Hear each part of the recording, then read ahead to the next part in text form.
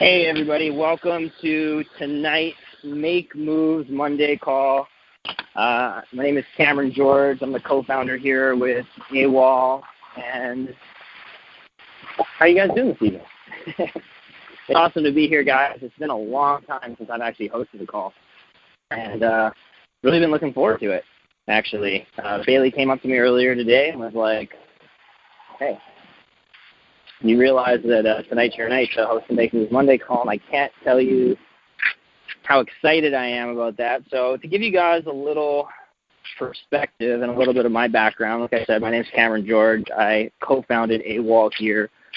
I've been working with the company here for, it feels like several years now. I actually got started in the online space back in 2007, 2008.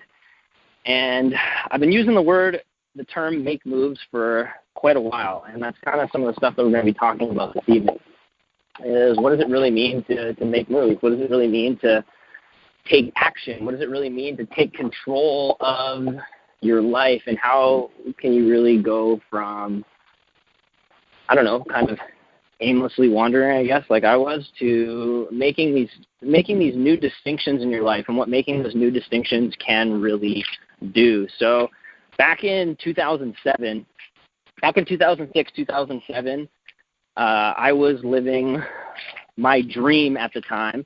I was traveling the world playing professional paintball, as weird as that might sound. Not in the woods, but the stuff where you see blown up on turf with like the big blown up, it's on turf, has the big blown up balloon-looking bunkers. And I was traveling the world playing professional paintball. I was working construction about 2 weeks out of the month, and I was traveling playing professional paintball the other 2 weeks. And it was my absolute dream. It was what I was aiming for years. I was working my tail off since I was like 15, kind of always with the end goal that one day I wanted to play professional in this very niche sport. Anyway, we would literally travel around. Our team owner, whose name was Bart Yakimick, and he owns what's called the Yakimick Group up in Edmonton, Alberta, Canada. And he owns several different car dealerships ranging from BMW, Audi, Chrysler, all that good stuff. And he owned the team. We used to fly around on his private jet. He'd fly us around all over North America and we'd basically spend about 2 weeks out of every month either attending an event or practicing with other pro teams. And I can remember coming back late one night from a flight, and he was driving me home to my home on the West End in Edmonton, Alberta, Canada. And we'd landed at about, it was 1 or 2 o'clock in the morning on the private jet, and he was driving me across town. And I can remember we're driving through this construction area, and I worked construction myself. It's literally what I'd always done. I graduated high school as an electrical apprentice, and we're driving home. And most of the times, when you hear people pulling up to a construction site or something, you hear them complaining about.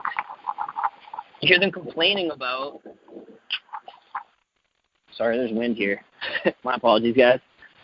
You hear them complaining about all the issues, the delays in traffic, what this is going to mean. And as we pull through here, I realized he had a much different perspective. He starts talking about how good it was for the community, how good it was for the city, how it was going to help stimulate the local economy, how it was going to create jobs.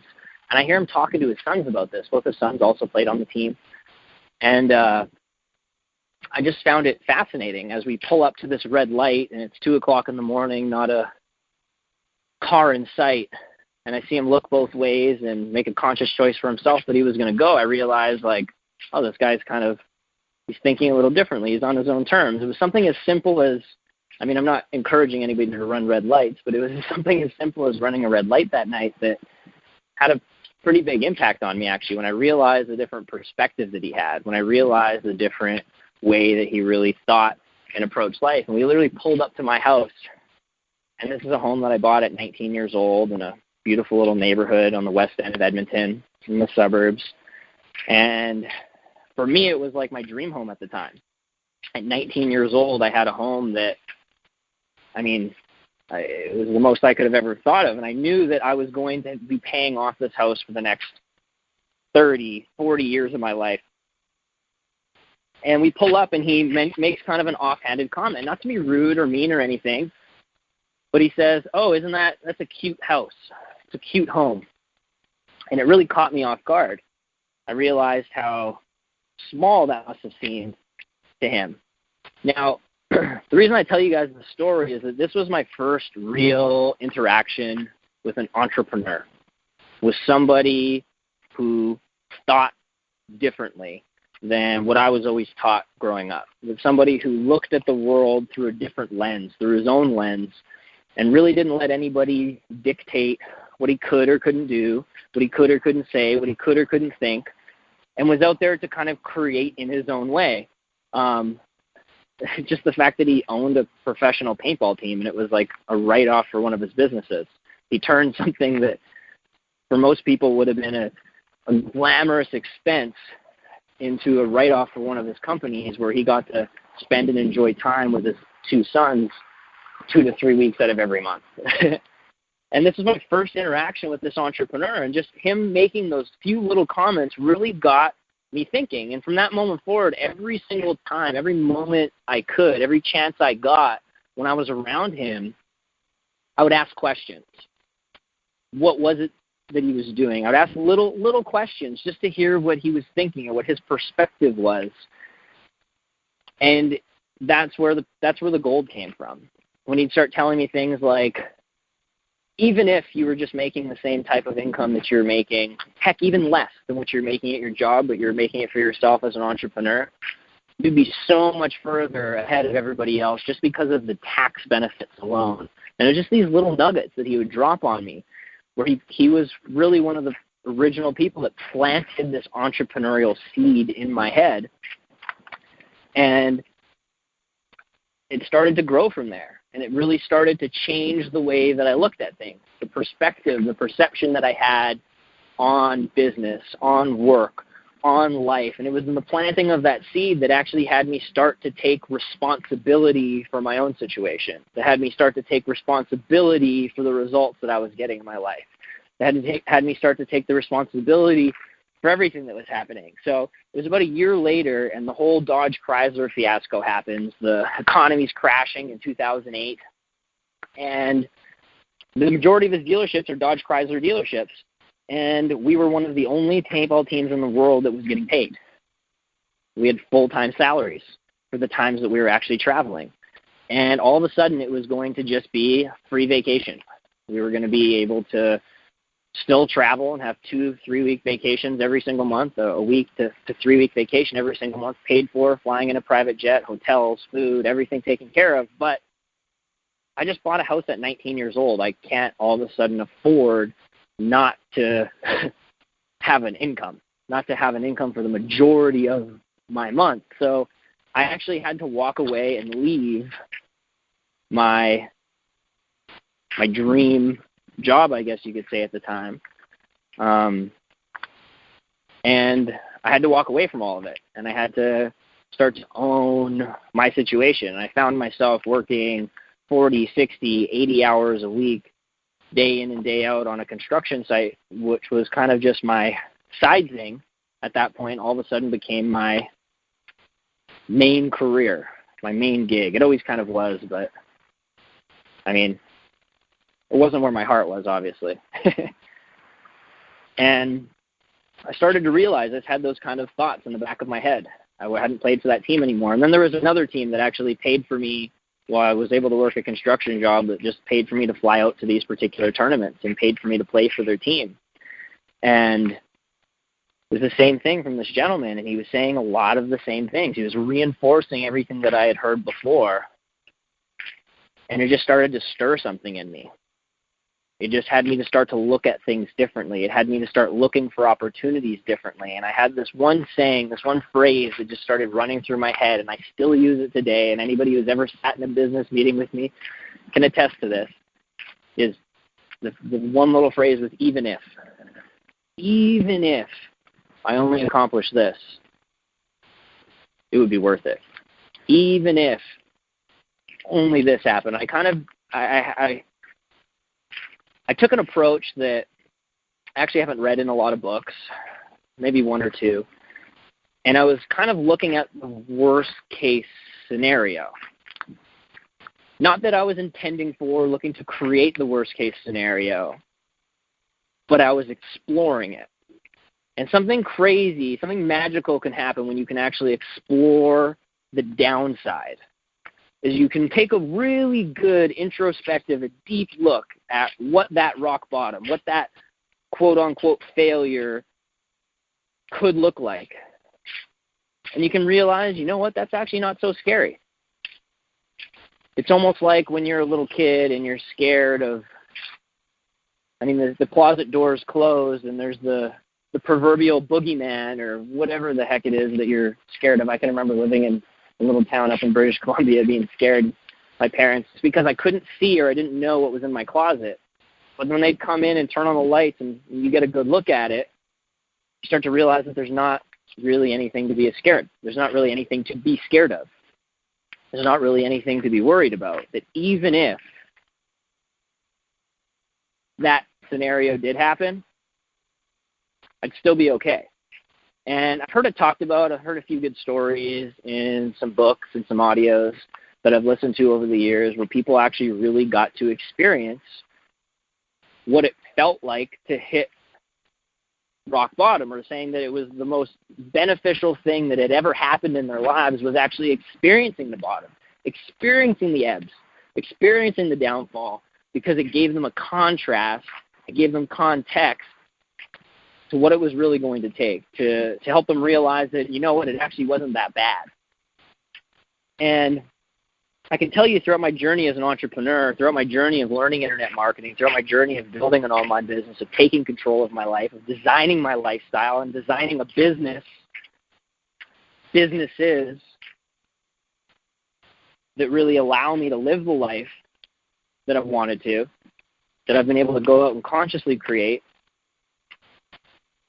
that when you have that contrast, when you have that different, when you have the ebbs, there's a lot of learning that can come from it. And I can tell you that there's not one entrepreneur that I've met that's accomplished anything substantial. And I'm talking multi-million to $100 million or hundreds of millions of dollars in their business. And every single one of them talks about the benefits of what others would have deemed failures. So their hardships, the hurdles that they had to go through on the way to success. Now, when I was working, when I had gone back and I was working construction full time now, I really just started to take a look at the people that I was surrounded by at this moment. I started to look around and realize who was influencing me in my life. When I went down, the way that I made it to go play professional paintball is I actually found the best paintball player. And I know this is a super random analogy, especially if you've never played paintball and don't have a context of the type of paintball that I'm talking about, but I found the best, the number one player in Canada, and he was having tryouts for an amateur team that he was going to teach. I went out of my way. I had to, at first, and this is the thing, anytime you have a goal, you have a dream, you have a mission, you have a vision, you have to enlist those around you. So the very first thing I had to do, being a 16-year-old kid at the time, or I think I was 17 at this time, being a 17-year-old kid at the time, living up in Fort McMurray, Alberta, Canada, I had to find a way to, first of all, even make it to the tryouts. I had to go make it to these tryouts that I wanted to try out for. I had to enlist and enroll my dad in the vision of me going to play for this team and what going to play for this team and going to these tryouts would ultimately mean. My dad took 5 days off work around the time that the tryouts were, and it took me weeks to be able to convince him that this was the thing to do. And we drove 8 hours south down to Olds, Alberta. It was like 7 or 8 hours. I can't quite remember. It's been a long time since I've lived in Alberta. And got to go down to these tryouts, and I started surrounding myself by key mentors. I ended up making this amateur team and being like the youngest player on the team and going on to, because of that relationship, I actually ended up living with my potential mentor. I built a really solid relationship there. It ended up getting me on my very first semi-pro team when I played for Chicago Aftershock semi-pro team. And it led me in the direction of what it was that I wanted. And it doesn't take a genius. It doesn't take a rocket scientist to realize that the people around you are ultimately going to influence your beliefs of what you believe is possible, about what you believe is possible about yourself, about what you believe is possible in the world. It's going to influence the actions that you take, how you see yourself, how you see the world around you. And as I'm sitting there working construction after just having my paintball career kind of come to an end, I realize the type of people that I'm surrounded by.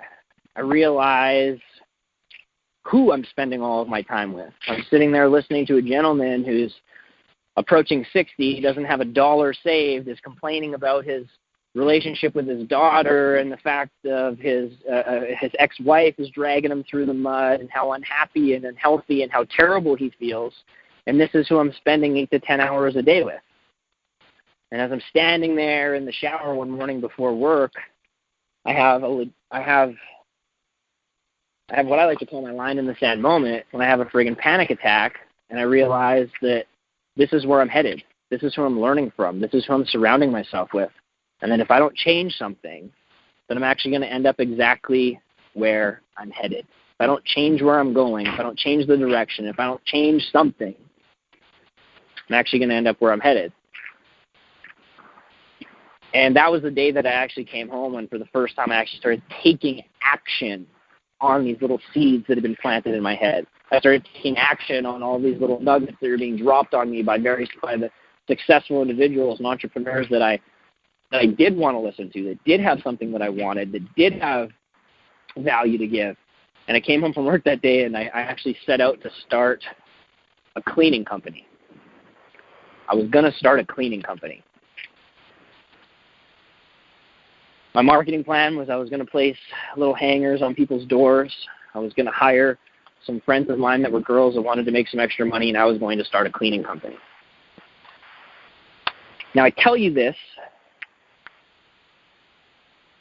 not because that's the secret to success, but there's always a principle underneath the story.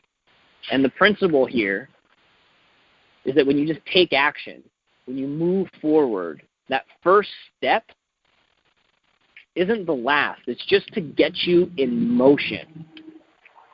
If I would have sat there and I would have tried to make things perfect, I would have had a $1 billion business plan in front of me and every single little detail of knowing exactly how it was going to be implemented and everything I had to click on, everything like that, I would still be there right now figuring it out. Instead, I took action and I corrected the course along the way. What started out as looking to start a cleaning company then led to learning how to research how to market my cleaning company. And researching how to market my cleaning company led me to some information about marketing online, which led me to buying information packages, which led me to changing my entire business model away from cleaning, which led me to learning other marketing strategies and other business models. And there was a constant evolution and growth. But what it did is once I got started, my eyes got open, and I started applying the same principles that I had in my life earlier. And I started realizing that all I had to really do was find somebody. Well, I shouldn't say this. It wasn't quick and overnight. I put myself about $40,000 in debt before I realized this. But I realized that all I had to do was apply the same principles and the same strategy that I had really applied to get to accomplish everything else that I had in my life. I had beliefs about myself, that I was intelligent, and that if it was possible, that if anybody else could do it, that I could do it too. I had started snowboarding I didn't even start until 18 or 19 years old, and I picked it up really quick. Nobody had believed that I had even started that year. So there's things, I had these reference points in my life where I knew that if I picked up something and I started it, that I could be good at it. And I believe that everybody, if you really look for it, has those reference points. I don't care if you have to go back to when you were a child, when you were a baby, and you're learning how to use your hands for the first time. You're learning to feed yourself. Like, it literally is rocket science. Could you imagine waking up having your entire memory wiped, not recognizing anybody around you, and you had to learn total motor function all over again. And everybody around you was speaking a foreign language. You had to learn how to speak their language. You had to learn how to communicate. You had to learn how to move your body again completely from scratch. That's the equivalent of being a child. The things that you've already accomplished just to where you are today is incredible. It really is miraculous. So I believe no matter who you are, the reference points that you look back at, you'll realize that you can accomplish really anything that you set your mind to. So I'm there. I'm about $40,000 in debt, and I realize that I just need to apply the same principles that got me to where I've gotten this far in life, the things that I've already accomplished, the things that I've already done, and that ultimately I need to find a mentor. This is the key that I went to. I need to go find someone who has exactly what I want and who is willing to share the details and the information on how they got there. Not only that, I would like them to be incentivized to share in my success. I would like them to be incentivized and share in my success. And I totally almost just fell over something in our bike track in our backyard here. So I go out and I find a gentleman who it's going to cost about $20,000 to work with him, but he's going to show me the marketing campaigns that he's working on. He's going to expose me to the business model that he's leveraging, and he's going to let me use and he's going to let me copy. He's basically going to let me copy and model a lot of what he's already done. However, it's going to be $20,000 to work with him. Another hurdle, right? I'm 22 years old at this point. I've never seen more than $20,000 in my life. I've only made, I think the most I've ever made in a month at this point is $3,000 or $4,000 because of my electrical job and paintball money together at the same time. That is so much money to me, it's unfathomable. It might as well have been millions. It was more money than I could comprehend. And this gentleman has a couple slots left for people to work with him. There's an application process. If you're accepted, the payment is $20,000 inside of about 5 days. It was 3 or 5 days. I can't remember the exact details. And I had to find $20,000 to be able to work with this guy. I'm $40,000 in debt. I look crazy to everybody around me in my life at this point. I'm trying to do this online thing. To them, I'm just this. I'm an electrical apprentice, and I like to party on the weekends. And what kind of asshole am I to think that I'm going to go out there and I'm going to build a successful business, that I'm going to learn marketing, that I'm going to master technology, that I'm going to create this type of future, that I'm going to have anything to do with the type of crazy numbers that I was talking about. I must have sounded batshit crazy to my friends when I'm telling them that it's possible to make $100,000 a month on the internet. They literally looked at me like I was a talking dog. And then I'm sure you can imagine the things that they would say about my back, behind my back when I wasn't there. Let's just say I had my first support group. And I went out and I maxed out 3 credit cards, a line of credit. I was only able to come up with half of the capital I needed to hire this gentleman, to hire this mentor. And I'm driving back from the bank, and I'm really defeated, and I have a good friend of my best friend, Dakota, with me. I was in the car, and I'm, defeated. I was only able to come up with $10,000, which to most people, that would be a win. But I was defeated. I only came up with half. And I'm just thinking, there's no way. There's literally nothing else that I can do here. As I'm driving back, and I start realizing what I'm driving in. I'm driving back in my new car, my car that I bought 3 or 4 months prior.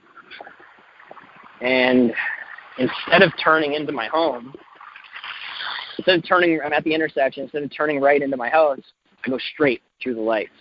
And I start driving around from dealership to dealership, seeing what they would give me for my car right there on the spot. Because I only had about a day or two before I was going to kind of miss out on this opportunity to work with this gentleman. And I started driving dealership to dealership, and eventually ended up selling my car, and I managed to make up the difference. Now, what I had paid for at this time, think about this. What had I done? 22 years old. I'm now $60,000 into debt. Everybody around me thinks I'm crazy. My parents think I'm nuts. They end up flying in a couple weeks later for an honest-to-God intervention. Everyone around me, everything around me is telling me what I'm doing is wrong, but I had a knowing. I had the knowledge. I had the information to know that I was moving in the right direction, and I had the foresight to see where the future of marketing was going, where the future of business was going, where things were headed. I was fortunate enough to get my hands on some information that allowed me to see where things were going. I didn't care that no one else around me saw it. I didn't care. It didn't matter.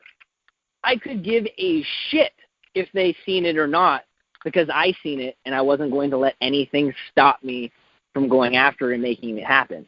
Now here I am, 22 years old, $60,000 in debt. Everybody thinks I'm crazy, but I have a mentor who has experience and has the results that I'm looking to accomplish and looking to achieve, who has in his hands an offer that is converting online and has some basic training and information to show me how to promote it and put it together. Things are going to be great. Well, literally the month that I started, I don't know if any of you guys have marketing background or marketing experience, a little something called the Google slap happens. And my mentor that I hired has his business ripped out from under him overnight. All of his advertising was on Google. That's it. Everything that he was going to give me was a done-for-you Google campaign. All of these things. So all of a sudden, overnight, half of the equation, half of what I had just paid all this money for is gone. It's ripped out. It's useless. It's rendered useless, not because of anything that he could have done or done differently, but because of a change of a third-party company had made to their policies and procedures. Boom. Done. Still got these naysayers in my life. I still got these people checking in, you a millionaire yet? How am I to explain to them that this just happened? That a company just changed their policies and procedures, and now that I'm going to have to find a different way to make this work. However, I still have half of the equation. I still have the offer. I still have the sales funnel. I still have the marketing materials. I just don't have a traffic source that has been proven anymore. Now I'm there. I'm faced with another obstacle. I'm faced with a little more adversity. What do I do? Do you give up? Do you shrink down into a shell? Do you say, oh, that's too bad, this thing didn't work, it's somebody else's fault, blah, blah, blah? Or do you own it? Do you go for it? Do you take the next step? Do you move forward regardless of your circumstances and regardless of what anybody or regardless of how big the hurdle is? Do you keep moving forward? Regardless of how fast you're moving forward, you keep moving forward. And I chose to keep moving forward because I knew that nothing could stop me from going for my goal. Nothing could stop me from accomplishing what I knew was possible. And here's what I knew was possible. I knew that even if that mentor, there's that statement again, my even if statement. I catch myself saying them all the time now. But I knew that even if my mentor, even if the gentleman that I just hired to work with, even if he was the only one who had made his business model work, I knew that it was possible. I didn't care if anybody else did. I didn't care if it was something that everybody was doing or if everybody could do. I just knew that if it was possible for him, it was possible for one, that it could be possible for me too. And I didn't care what that was going to take. I didn't care what I was going to have to learn. I didn't care. Keep in mind, I'm a 22-year-old electrician that knows how to use Facebook. That's it. Facebook and email. I don't know shit about technology. I don't know how to build a website. I don't know how to do this. And here I am. I have an offer and no traffic source again. So all of a sudden that $40,000 that I had wasted, put myself in debt, I started realizing that I actually had a few pieces of the puzzle. There's a few traffic sources in there. And I started pulling things together. And I took initiative for myself. I took control. I took action. I made moves. And January 16th, 2010, I had my very first $5,000 day online. I went and I quit my job the next day. Now, I'm never telling anybody that do what I did, obviously. I was still in debt. I just knew, though, in that moment that, and please don't take this as financial advice, but I just knew, and this was me personally, I knew in that moment that if I just made $5,000 in a single day online, that I couldn't afford to be at a job anymore. And I went on, and it was 2 months later, I did about $23,000 in 3 days. And the next year after that, I went on to go do my very first $1 million year online at just 24 years old. Because I chose to keep moving forward, because I chose to take personal responsibility regardless of whether anybody was going to come with me, whether anybody was going to – imagine you're on a journey, you're out on a hike with all of your friends, and you see a path, and you're like, I want to go this way. But none of your friends want to go that way. Are you still – you know what's at the end of that path. You've had a glimmer, you've had some light, you have some information about something that's at the end of that path. Because your friends aren't going to come with you, you're going to decide not to go? Or are you going to go with them just because it's a little more comfortable? Even though everything at the end of that path, it's everything that you said that you've ever wanted. It's everything you've ever dreamed of. It's everything you've ever hoped about. It's that future with your family. It's the time with your children. It's the financial freedom to be able to work when you want, with who you want, in any capacity that you want. It's everything that you've ever wanted. But everyone else is pulling in another direction. As you start going along that path, these little hurdles start popping up. All these little hurdles. First, it's just a small hurdle. First, it's just a little thing that pops up that you got to step over. And you're like, oh, that wasn't too bad. I just made the decision to get started. And then you see another hurdle along the way. Like, oh, this one's a little bigger. Wow, I got to learn marketing for my business here. Wow, this is all right. Let's get over that one. Whew. That one's a little tougher. All right, let's keep going here. And then you realize the next one, you're like, holy shit, that looks like a bit of a cliff. My entire business model that I thought that I was going to build doesn't actually make any sense. I'm heading into a competitive market with a cleaning company. That doesn't really make any sense. What other type of business models are there out there? And, I got to climb over this next hurdle. But here's the thing. So many people want to avoid the pain. They want to avoid the work. They want to avoid the hurdles. But if you avoid the small hurdles in the beginning, what you've really done is you've avoided the work that builds the muscle that makes you strong enough to get over the bigger hurdles later on.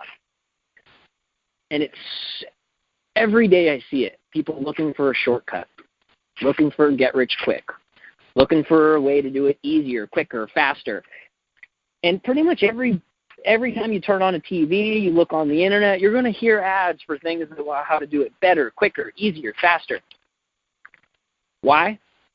Because of what sells is what we want deep down. We've literally been conditioned to have this. We have short attention spans. We want the results now. We want it yesterday. We want microwave results. I want to push a button and I want it here. However, that's not how life works. Results come after the mastery. You don't buy a gym membership and expect to lose weight because you own a gym membership. I see people. I see the birds, the peanut gallery, if you will, chirping at people who've made a decision to go start their business or made a decision to run, or they're running an advertising campaign, for instance. Let's not even say starting a business. They're running an advertising campaign for their existing business, for something that they love and believe in, whether they've licensed a network marketing product, whether they have an affiliate offer on a network, or heck, whether they're running some marketing materials for a good friend of theirs who runs a business that they're passionate about and that they want to help out, their friend's restaurant, let's say. And they look at it and they see somebody running ads and like, marketing doesn't work. You spent $100. You didn't even generate any customers for the business. Marketing doesn't work. That's a pretty big assumption to make here, isn't it? Marketing doesn't work. That's like saying that working out doesn't work or eating healthy doesn't work. It's a principle, right? It's a principle. When you put in the work, what goes in comes out. You sow, you reap what you sow. The energy that you put in is ultimately going to dictate the results that you're going to accomplish and that you're going to achieve. And this is true in anything in life. Anything in life. The cool thing is that we live in a day and age where we have access to technology, where we have access to information. That technology is growing, advancing at a rate that not many people can comprehend. For instance, you might be listening to me right now on a cell phone. The cell phone that I have in my hand right now is 1,000,000 times smaller, 1,000,000 times more powerful, and 1,000,000 times cheaper than a computer was just 25 years ago, when it was millions of dollars to have a thing that was millions of times bigger that would take up an entire floor in a university, and it was millions of times slower where it just did basic mathematical calculations. And now I can surf over the internet instantaneously and talking to you guys right now from Bluetooth headphones as I'm wandering around out in the backyard here in Las Vegas. And that's the rate at which technology is advancing, and it's advancing in every area. There's all sorts of technology that's advancing. The access to information. You now have access to more information in the palm of your hand just by having access to Google and the internet than the President of the United States did just over 30 years ago. Think about that. I can remember when I was reading the book Think and Grow Rich by Napoleon Hill, there was a part in the book where he talked about Henry Ford, and there was a newspaper that was running a piece, and they had mentioned that they were basically claiming and trying to call him ignorant. They're saying he was an ignorant dude. So he actually took him to court, and they literally put him up on the stand to try to prove that he was ignorant. They're asking him all sorts of random questions and stuff, and he actually knew the answer to some of it. And as he's sitting there and he's answering some of the questions and he's missing some of the other, they're literally trying to prove in front of this whole courtroom that he's ignorant. He doesn't know any better. He doesn't really know anything. And he literally stands up and stops the court. He's like, Your Honor, why in the world, when can we stop this nonsense? Why in the world would I waste my time memorizing this information when at any moment I can push a button and have an expert come into my office with the answer that I seek? And it was in that moment that Henry Ford proved that it wasn't that you had to have the information. You had to simply know where to go to get it, know where to access it. And that's how he proved that he wasn't ignorant. That's how he proved and won that particular case. Well, now that was something that was only afforded to billionaires back in the day. It's something that we now, pretty much every single person in North America, especially, has access to in the palm of their hand by being able to search on Google. We have access to information. We have access to technology that has the ability to radically transform the way that we live, the way that we approach business, the way that we approach marketing, the way that we approach our lives, the way that people are going to make they're going to make their income. They're going to create their livelihood. Just the level of automation and AI and where things are headed, technology is growing exponentially. For those of you that don't know what exponential growth means, that means that pretty much, for instance, I'm sure, I hope you've heard this analogy. Would you rather a penny? Would you rather a penny doubling every day for 31 days? For a month, or would you rather $1 million cash? A lot of people are like, wow, $1 million, I don't want a freaking penny that doubles every day. A penny doubling every day for 31 days ends up being about $4 million. But it's not really worth anything until about day 28, 29, where it actually starts adding up. That's when it actually hits into exponential growth. When things are growing faster in small periods of time, we're literally looking at more technological advance in the next 5 years than we've had in the previous 25. We're looking at more technological advancement in all of these different areas, and that changes the way that we're building websites, that we're running our business, the way that we're tracking and automating things. It has the ability to change everything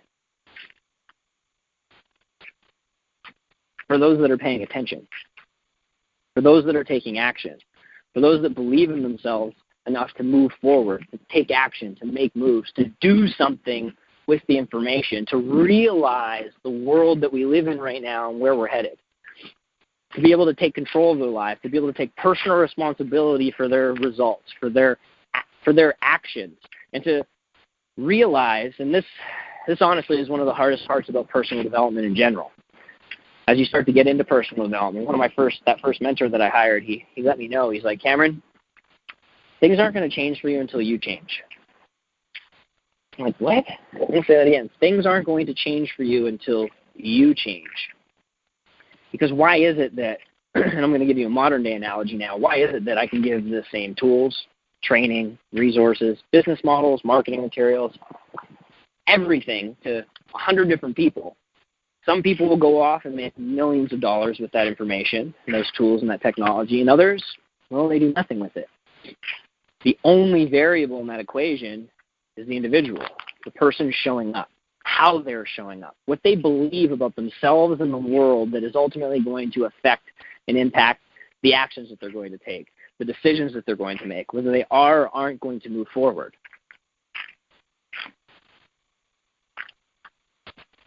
When you get that, when you understand that, you start to realize that you're in control.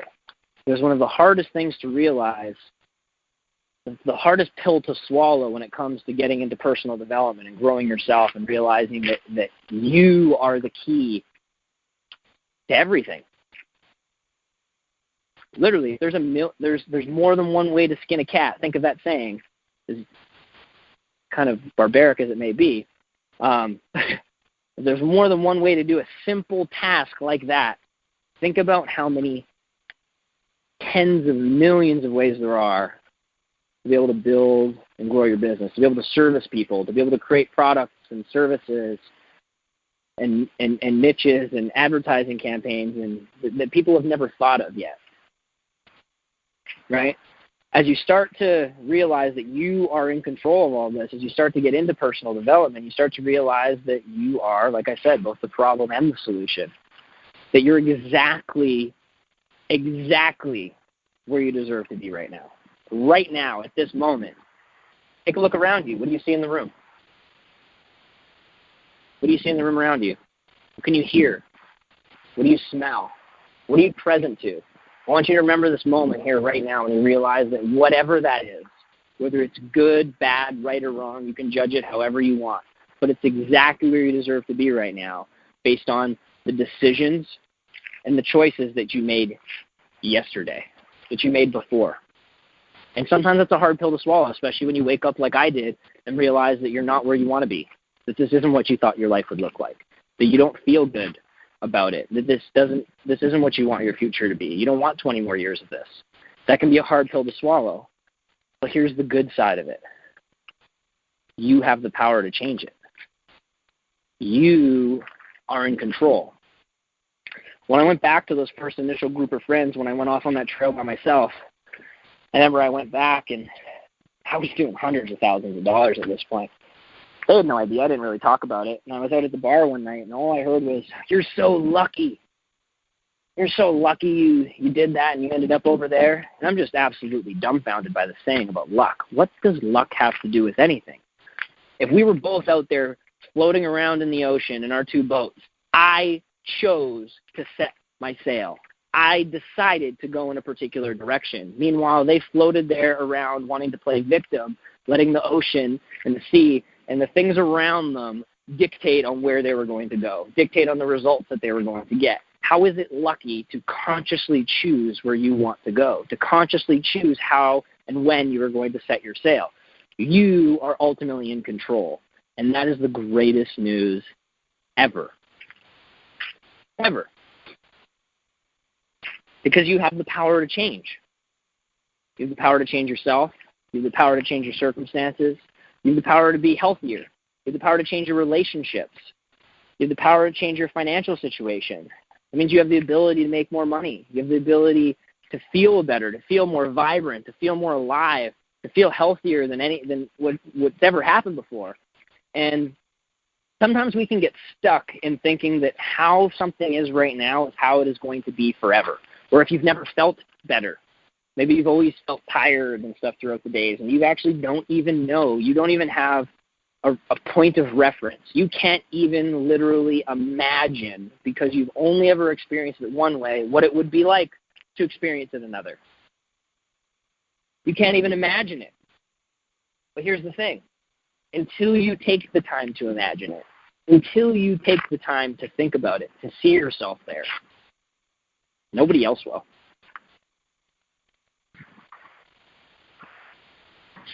Sometimes it can be a scary thought to think about, but it's also super empowering when you can own this and you realize that you're in ultimate control of your life. It's not about your spouse, your kids, your parents, your friends, your relatives, that you are ultimately in control for the life that you live, for how you spend and invest your time, for how you spend and invest your money, whether you're going to spend it, and I love this analogy, or this distinction, I should say, about even looking at time in the form of a resource like that. Is I can spend my time playing video games, or I can invest it at the gym, making myself feel better. I can spend it scrolling on Facebook, or I can invest it taking my beautiful girlfriend out for a nice meal and invest it into our relationship. I can spend or invest the time however I want, and on a moment-to-moment basis, the more conscious you are of this, I mean, here's the reality. We all have 24 hours in a day, period. Everybody has 24 hours in a day. How you spend and invest that is ultimately going to dictate the results that you get. It's ultimately going to dictate the type of income that you're making, the amount of money that you're making, the type of health that you have, the type of happiness that you have, the type of relationships that you have, the type of freedoms that you get to experience in your life. How you manage your time, how you manage your money, how you manage yourself. A different way to look at things, but especially in the world that we live in today, you know the most valuable thing? Attention. Attention is the new commodity. As a marketer, I mean, I'll just give you a good example of influencers. You could literally go just build out an Instagram page right now, and you can go build out an Instagram page right now, and just based on your following, companies are willing to actually pay you for your influence on your audience if you've established yourself as a person or a brand of interest. Why? Because of the attention. That's what they're willing to pay for. That's what's valuable to them. Those businesses that are able to manage the time and resources that they have effectively ultimately are the ones that are going to win. But why is it, if you're able to look at everybody else, what's the number one thing that you see an individual who's accomplishing something that you want to have in their lives? That they're able to manage their own attention. Aimlessly scrolling through Facebook, aimlessly checking emails, mindlessly watching TV. And again, I have nothing against like taking the time to watch TV every now and again. I have shows that I watch. That's me investing time into myself some evenings to be able to spend some quiet time with myself or to unwind, or you know what I mean? But to aimlessly do it, to give, so many people give their attention away. They just give it away. And then I've seen this happen even with very successful entrepreneurs and business people. They're so worried about, and they're paying attention to what everybody else is doing, that they're not focused on their own game. That they're not focused on their own game. And anytime you start something new, I mean, you're obviously, it's kind of like you're coloring in a coloring book, right? Everybody's kind of playing inside the lines. They're looking for a framework to work with. Anytime you start something new, you're usually looking for a framework to work with. You're not trying to, like, discover the Fibonacci sequence on your own. You're not looking to, like, discover E equals MC square on your own. That stuff exists. We're able to build off of it. So we're usually looking and learning. We learn inside of a framework. However, as you discover the inside of that framework, you start to realize all of the different pieces, all of the different parts. And as you start to realize all of that, and you start to realize, and as you're doing that, a lot of people want to compare themselves to others. Like, wow, look how he's coloring. He friggin' used green on that cat's hat over there. I was using blue, and I went out of the lines. You're judging and comparing yourself, and you're paying attention to what other people are doing. instead of focusing on what you're doing and really starting to realize the type of colors that you have to play with, that you don't actually have to play inside the lines, that you can create whatever it is that you want to create. And if you really take the time to sit down and to consciously think about it, to really think through what you have to work with, to think through all of the resources, no matter where you are right now, that you have to work with, because they're abundant. They are abundant. Take it from a 22-year-old kid that never seen more than $20,000 in his life that found a way to come up with that. That was that first moment that I realized how I could create and come up with capital at will if I seen and believed in something. Right? But if you just really take the time to play your own game and realize how powerful you really can be, and the type of power that you hold as an individual, that you have the ability to really create whatever it is that you want and any impact. And if you take the time to really sit down, to think it out, and to get creative, that you can do incredible things in this world, in this lifetime, and that there is no game that you can't play. I mean, you can compare yourself to others. You can call it good, bad, right, or wrong. But if you follow what you want to do, what you set your mind out to, and you're willing to put in the work, you're willing to take action, you're willing to make moves, and you just start taking it one step at a time, and you go one hurdle after another. And every hurdle, I can tell you that there's always going to be hurdles in life. There's never a point where you just wake up in sunshine and rainbows. Doesn't matter how much money you have in the bank account. Doesn't matter how young and vital you are. Doesn't matter how good your relationships are. There will always be things that come up. There will always be new hurdles. There will always be new obstacles. And one of the most powerful things that you can ever do is about setting your sights, setting a chief definite aim on something that you find worthy, on something that you really want to go out and accomplish. And that's a subjective statement, because it's different for everybody. Whether it's building a multi-million-dollar company, whether it's just having a deeper connection and relationship with your daughter. None of it is good, bad, right, or wrong, but to go out and to set your ideals, to set your sights on something that you really want to reach, stretch, and grow for and go accomplish, and then to really relax into the process, to understand and to set a pace, to turn it into something that's enjoyable. Because success is not a destination. It's not some place you're going to get one day and it's like, whoa, across the finish line, now I'm successful. It is a journey. It's a process. And that the real emotion and the feeling of success comes from growth. It comes from moving forward and continuing to step up and to step out. And if you can just continue to move forward at a pace and to turn it into something enjoyable, to turn the have-tos, the musts, into something enjoyable. And I'll give you an example. When I first started reading, I was the type of kid in high school who I never read a book to save my life. I literally outsourced my books to Brian. I would usually buy my book reports from Brian. I was being honest. I never read any of them. And when I started reading, it was something that I had to. My mentor told me that I was going to do it. I'm sitting there in this cold office. I'm forcing myself to read this book. And it was something that I knew that if I wanted to have a different result, that I had to become somebody different, that I had to take different actions. I had to do something different in order to have a different result. And if you start to really think about it, it's going to be something that I'm never going to stop doing. I'm always going to be reading. I'm always going to be learning. I'm always going to be growing. I mean, if you ask Warren Buffett if he could have any superpower in the world, what it would be, I think Bill Gates answered the same answer to this too. He said he'd want the ability to read faster because of what it would allow him to accomplish, what would allow him to soak in, and allow him to create. He wanted the ability to read faster. If he could have any superpower in the world, he could have picked going back in time. Come on. How awesome would that have been? He wanted to read faster. And there was a point to this. He wanted to be able to go read faster so that he could continue to grow. I totally lost my train of thought there. There was a point to this, though.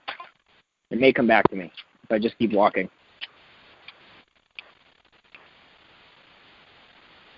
It was there, guys. It was there. There was a big finish.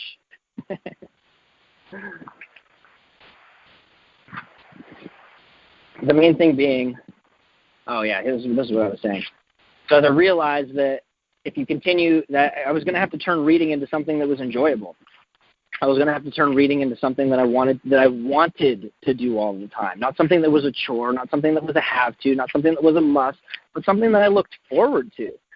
So I started turning it into something enjoyable. I started setting some music in the background, turning on the fireplace, maybe lighting some candles, making a nice cup of tea, turning it into a beautiful and enjoyable experience.